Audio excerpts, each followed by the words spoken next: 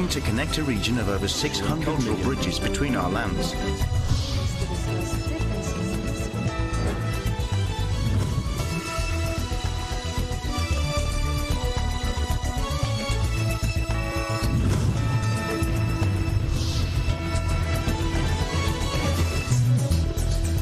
Good evening, I'm Alma Angeles, and you're watching ASEAN in Focus on today's headlines. President Marcos signed a law requiring mobile users to provide personal details when buying a SIM card, a regulation aimed at combating text messaging fraud. Speaker Martin Romualdez has announced a 5 million peso reward from the House of Representatives for anyone who can provide information that will lead to the arrest of those responsible for the killing of veteran broadcaster Percival Mabasa, commonly known as Percy Lapid.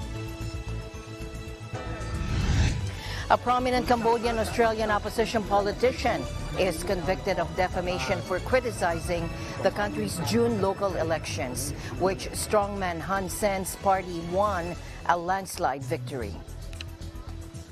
Started with a parade.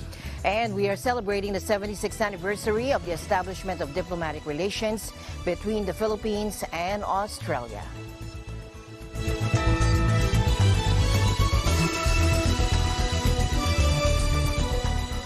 First in our news, Philippine President Marcos Jr. signed a law requiring mobile users to provide personal details when buying a SIM card, a regulation aimed at combating text messaging fraud. The bill was passed by both houses of Congress in September after a controversial provision requiring social media users to register their real names and phone numbers was dropped. The SIM Card Registration Act. With the signing of this act, we will finally achieve what has long been overdue, an effective means of regulating the issuance of SIM cards to curb the spread of spam text messages and scams. We will soon be able to provide law enforcement agencies the tools needed to resolve crimes perpetrated with the use of these SIM cards, as well as providing a strong deterrence against the commission of wrongdoing. Under the SIM Card Registration Act, every public telecommunication entity or direct seller shall be required to demand end users of SIM cards to present a valid identification document to validate their identities. These telecommunications entities shall also be required to maintain a SIM card register of their subscribers, containing information required under this law. It also mandates that they submit a verified list of their authorized dealers and agents nationwide to the National Telecommunications Commission, with updates every quarter of the year. To cover all users of SIM cards in this act, telecommunications entities are mandated to ensure the registration of existing prepaid SIM card phone subscribers within a prescribed period. Failure to comply results to the grant of authority for telecommunications entities to automatically deactivate services to the specific SIM card subscriber under the force of law.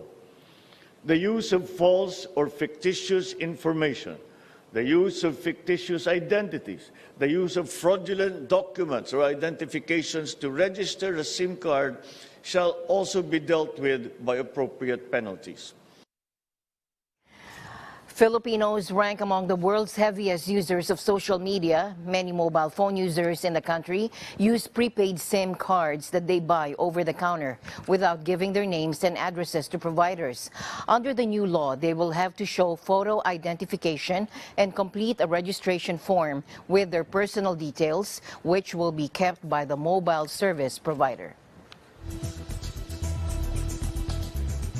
North Korea's recent missile tests were tactical nuclear drills personally overseen by leader Kim Jong-un, according to state media today, adding the launches were a response to the U.S.-led joint military exercises in the region. Now, NOCOR leader Kim has long wanted to develop tactical nukes, smaller, lighter weapons designed for battlefield use, and made it a top priority at a key party congress in January 2021. The country revised its nuclear arms law last month, envisaging a wide array of scenarios in which it could use its nukes, with Kim declaring North Korea an irreversible nuclear power, effectively ending the possibility of denuclearization talks. And since then, Seoul, Tokyo, and Washington have ramped up combined naval exercises. And that includes deploying the nuclear-powered aircraft carrier, the USS Ronald Reagan, to the area twice, infuriating Pyongyang, which sees the joint drills as rehearsals for invasion. In response, North Korea decided to organize military drills under the simulation of an actual war, according to the official KCNA. Now, it added that Kim Jong-un, General Secretary of the Workers' Party of Korea and chairman of its Central Military Commission, guided the military drills on the spot. North Korea also said it had carried out a large-scale combined air attack drill, also overseen by Kim, in which it said more than 150 fighter planes of different missions took off simultaneously for the first time in history. Seoul's military said it had scrambled 30 fighter jets Thursday after 12 North Korean warplanes staged a rare formation flight north of the inter-Korean air boundary and conducted air-to-surface firing drills. Meanwhile, a professor at the Kookmin University in Seoul said that North Korea is indeed developing tactical nuclear weapons, which will give them an upper hand on the Korean peninsula. Again, let's listen in. Right now, they are developing tactical nuclear weapons, which will give them an upper hand on the Korean peninsula. Obviously, their dream in the long run is to blackmail Americans into withdrawing from Korea and then use tactical nuclear weapons to force their will on the South. This is a dream, but, well, it's not completely impossible dream. Actually, they have come close to being able to destroy a significant part of the city of New York. But they now need something to deal with the South. And this is why they emphasize all this kind of short-range ballistic missiles, cruise missiles, and the like. Because any resolutions, again, about additional sanctions are likely to be blocked by the Chinese and Russians. And also because, well, what else can you do? All conceivable sanctions have been implemented. So most likely will be a lot of tough talk, maybe some, American bombers flying around Korea. Yeah. North Koreans' final goal is sort of clear. They either want to have full-scale tactical and strategic nuclear weapons, or alternatively, they are going to talk with the Americans about sanctions being lifted in exchange for some reduction of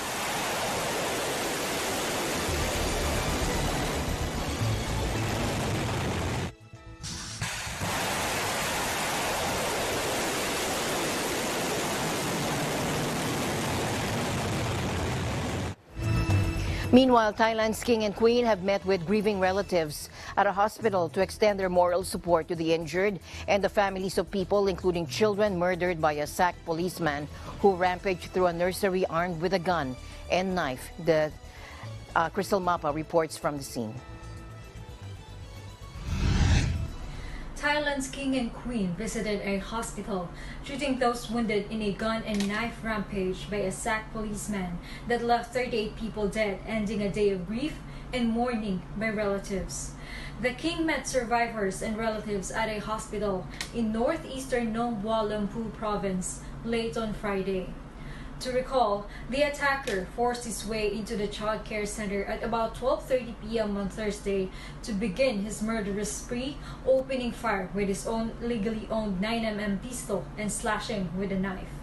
Afterwards, the 34-year-old went home to murder his wife and son before taking his own life, ending the rampage at about 3 p.m. In total, he killed 24 children, 21 boys and 3 girls, and 12 adults. Most died from a combination of knife wounds and gunshots, according to police investigators.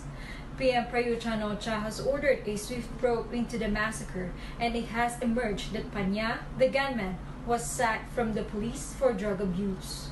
Several people in the close-knit community have said that he was known in the area as a methamphetamine addict. Thailand's king has told bereaved families he shares their grief. In a rare public address, he said, "There are no words that can express the sorrow. I support you all and wish you to be strong." Prime Minister Prayut Chan-o-cha joined the mourners on Friday, laying flowers and handing out compensation checks to grieving families. Some struggling to comprehend the atrocity wept inconsolably, clutching their children's favorite toys or blankets, and in one case, a half-full bottle of milk, standing there, looking at the center, looking at the place where their child was last alive, and asking why on earth would anybody do this? And that's a question everybody across Thailand is asking, as this entire nation feels the weight of this horrible tragedy. It has been very, very sad these past few days. Reporting from Bangkok, Thailand, this is Crystal Mapa. We live in extraordinary times.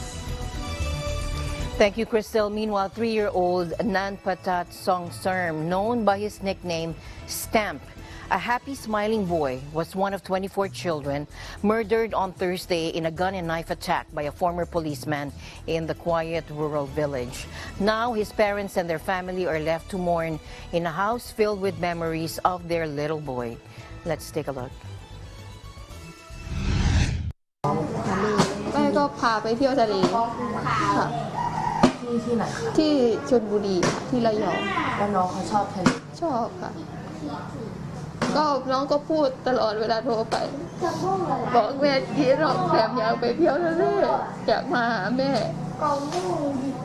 ที่โรงพยาบาลนะจ๊ะก็รู้สึกดีใจอะค่ะเราก็ตั้งท้องมาเราก็อยากเห็นหน้าเขาพอเห็นหน้าเราก็แค่นี้เราก็มีความสุขแล้วอะเราทำงานทุกวันนี้ก็คือเพื่อเขาคนเดียวอะเราก็ทำเพื่อเขาทุกอย่างก็คือทำบทของแม่แล้วอะแม่ก็บอกกับตัวเองว่าแม่ไม่น่าให้หลานไปโรงเรียนเลยแต่ว่ามันทำอะไรไม่ได้เราไม่รู้ว่าเหตุมันจะเกิดแบบนี้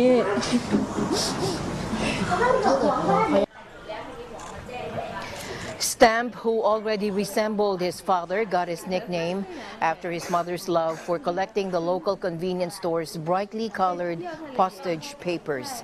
The family do not know what they will do next month when they were to have celebrated Stamp's 4th birthday.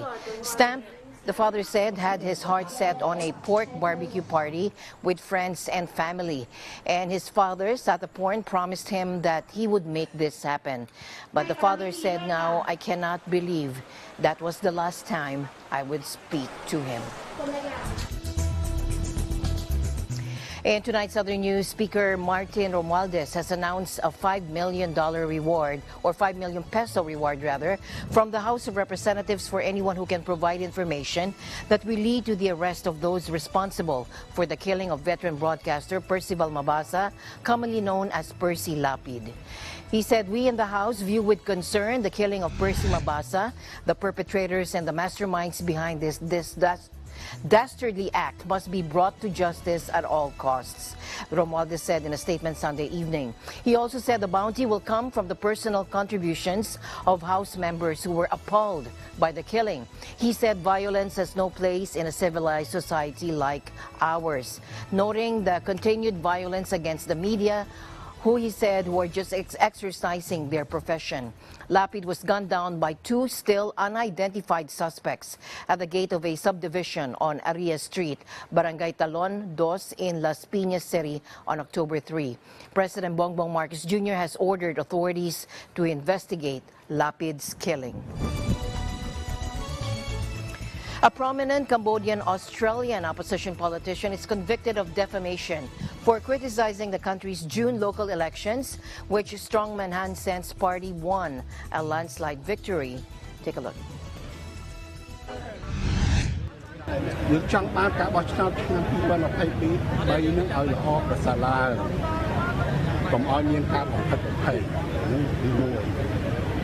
ណាឈប់ប្រភេទ20ទៅពុតពីកំហែងទៅកុំឲ្យមានការទិញដូរសម្រាប់ណាកុំរំខានដល់ការងាររបស់គណៈបកក្រៅរដ្ឋាភិបាលដូច្នេះខ្ញុំជាបុគ្គលសាធារណៈខ្ញុំត្រូវតែមានមតិពាក់ព័ន្ធទៅនឹងភាពមិនប្រក្រតីទាំងនេះហើយបើគណៈបកប្រជាជនកម្ពុជាមិនសប្បាយចិត្តថាខ្ញុំនិយាយថាគាត់មានប្រព័ន្ធផ្សព្វផ្សាយគាត់ច្រើនណាស់គាត់មានច្រើនណាស់ប្រព័ន្ធផ្សព្វផ្សាយគាត់អាចយកប្រព័ន្ធនោះមកផ្សព្វផ្សាយឆ្លើយតបទៅគោជបក៏មានប្រព័ន្ធផ្សព្វផ្សាយឆ្លើយតបទៅថាអ្វីដែលខ្ញុំចោលនោះវាមិនត្រឹមត្រូវទេ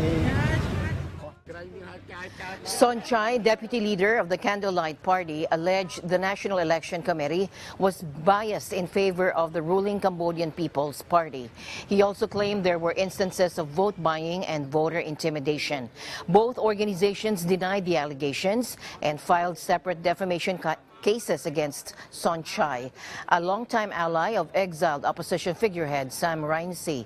Phnom Penh Municipal Court on Friday found him guilty of the defamation charges and ordered him to pay $750,000 in compensation to the building party and a $4,250 fine to the state.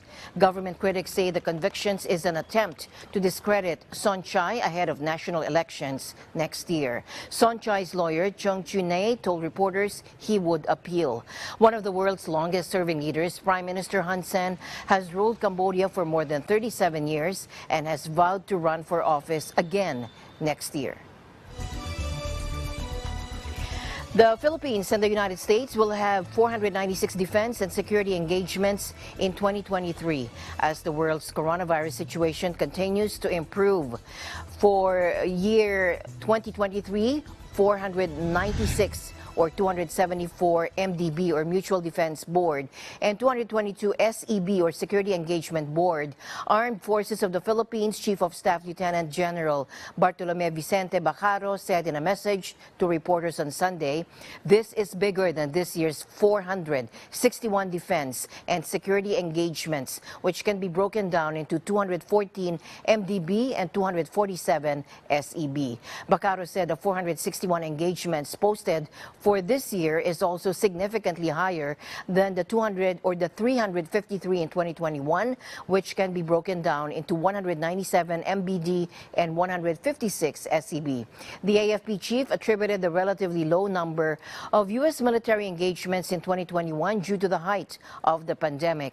Bacaro said around 15,000 U.S. military personnel will be involved in the various MDB and SEB drills in 2023, which includes the annual Balikatan exercises. The MDB-SEB was created to tackle traditional and non-traditional security concerns faced by both the Philippines and the U.S. as partners. It's composed of key leaders from the AFP, Philippine National Police, Philippine Coast Guard, Department of National Defense, and the Department of Foreign Affairs. Meanwhile, the U.S. and the Philippine Marines took part in joint military drills, including amphibious landings and chemical reconnaissance as part of the annual naval exercises involving more than 3,500 troops from the longtime allies. Take a look. We are preparing to any threat that will be coming sooner or later, but it is not related. Once again, hindi to related kung anong issues, kung anong meron sa western area, northern area. But annually, we will conduct this kind of bilateral to capacitate our Philippine Marine Corps and also the Armed Forces of the Philippines as a whole. U.S. and Philippine Marines stormed a beach near a disputed rocky outcrop in the South China Sea on Friday as part of the joint military drills involving more than 3,500 troops. It is the first time the annual naval exercises have been held under the Philippine President Marcos Jr., who has expressed strong support for the decades-old alliance after rocky relations under his predecessor. However, President Marcos told U.S. President Joe Biden during a meeting in New York last month that he appreciated America's role in maintaining the peace in our region. The Kamandag exercises, the Filipino acronym for Cooperation of the Warriors of the Sea, kicked off on Monday and will be held across the country's main island of Luzon until October 14. As regional tensions rise, Washington is keen to preserve its security alliance with Manila, which includes a mutual defense treaty and permission for the U.S. military to store defense equipment and supplies on several Philippine bases. It also allows U.S. troops to access certain military bases in the country. In tonight's other news, Russian President Vladimir Putin blamed Ukrainian secret services for the huge blast a day earlier that ripped through Russia's Crimea bridge, which he described as a terrorist act. Это теракт, который готовили украинские спецслужбы, и целью этого теракта было уничтожение крупного объекта гражданской инфраструктуры, очень важного для Российской Федерации, особенно в Крыму. Понятно.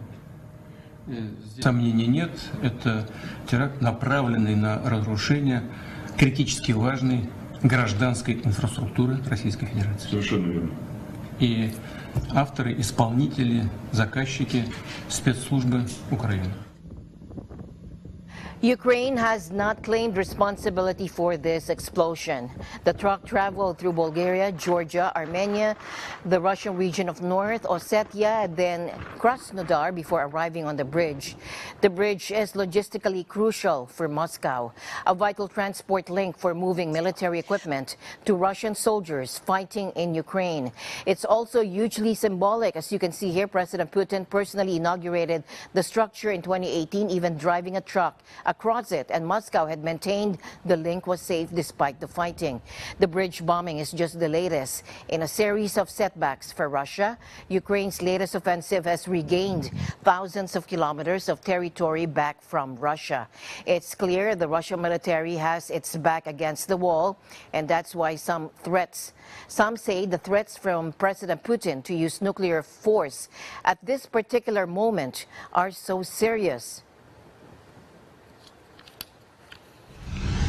In fact, President Biden declared that the risk of nuclear Armageddon is at the highest level since the Cuban Missile Crisis, adding it's the first time since the Cuban Missile Crisis we have a direct threat of the used nuclear weapon if, in fact, things continue down the path they are going. Admiral John Kirby says President Biden's rhetoric and using the term Armageddon was appropriate. The U.S. sees no sign, however, of Russian preparations to use a nuclear weapon in the near future, the White House said Friday after President Biden warned that the world risks Armageddon. To recall, Russian President Putin threatened to use nuclear weapons to defend land he sees as rightfully Russian. It's just a continued commitment that we have shown. And we are celebrating the 76th anniversary of the establishment of diplomatic relations between the Philippines and Australia. Jeneline Despi reports from Perth. On September 10, 2022, the 76th Philippines-Australia Diplomatic Relations Anniversary was celebrated at the Hyatt Regency Hotel in Perth, organized and presented by the Filipino Community Council of Western Australia Incorporated, or FCCWA. The program started with a parade of colors, followed by the singing of the national anthems of Australia and the Philippines, respectively. The FCCWA President, Shelo Franklin, welcomed the guests with a message emphasizing the diplomatic relations between the Australia and the Philippines, which began in 1946. Several government officials of Western Australia joined in the celebrations, addressing the crowd as well. Highlighting the event were the presentation of the Leadership Excellence Award handed to Philippine Honorary Consul to WA, Attorney Virma Simons, and the Distinguished Service Award given to Attorney Alan Gomez. Modern and cultural dances and music were part of the entertainment. FCCWA President Shelo Franklin and Perth City Councilor Victor Ko shared with us their thoughts about the occasion. This celebration does actually show how deep the history with the Filipino people go with the Australian story as well. And this is an opportunity for us to actually share it with the community. So I'll say I'm really honored and very happy to be able to represent the city at this event. As we know, we have so many Filipinos living here in Australia right now, and we enjoy living here. We love Australia. So to give back to the community and to make sure that everyone's having fun, so it's not all work, work, work. Yeah, we celebrate this special event. Jenalyn Despi, Perth, Australia. Eagle News. We live in extraordinary times. And now we meet Florence, a digital health worker that can help you on your journey to a healthier life. Jeff Sanidad reports. Her name is Florence. She is the AI-powered World Health Organization digital health worker who can share advice on mental health, give tips to distress, provide guidance on how to eat right, be more active, and quit tobacco and e-cigarettes. She can also offer information on COVID-19 vaccines and more.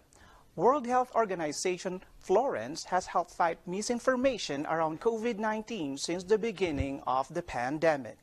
It is estimated that 1 in every 8 people in the world lives with mental disorder, with the pandemic having a significant effect on mental health. Topics offered by Florence include tobacco and unhealthy diet, killing 16 million people every year, and physical inactivity, killing an estimated 830,000. These deaths are due to diseases like cancer, heart disease, lung disease, and diabetes that can be prevented and can be controlled with the right support. World Health Organization team lead for digital channels, Andy Pattison, says the AI health worker Florence shows the potential to harness technology to promote and protect people's physical and mental health. At the World Innovation Summit for Health, or WISH conference in Qatar, World Health Organization released the beta version of Florence 2.0 to interact with scientists, public health organizations, entrepreneurs, and policymakers. WISH plans to continue to develop the digital health worker to help meet major health issues facing the world today. Florence 2.0 is now available in English, with Arabic, French, Spanish, Chinese, Hindi, and Russian to follow. Jeff Sanidad, Washington, D.C., Eagle News. Will live in extraordinary times. As my usual habit, I'd like to end the day on a positive note. Let's encourage each and build each other up so that no one is left behind. And that's it for tonight's broadcast. I'm Alma Angela. Stay in the news because we live in extraordinary times. Good night.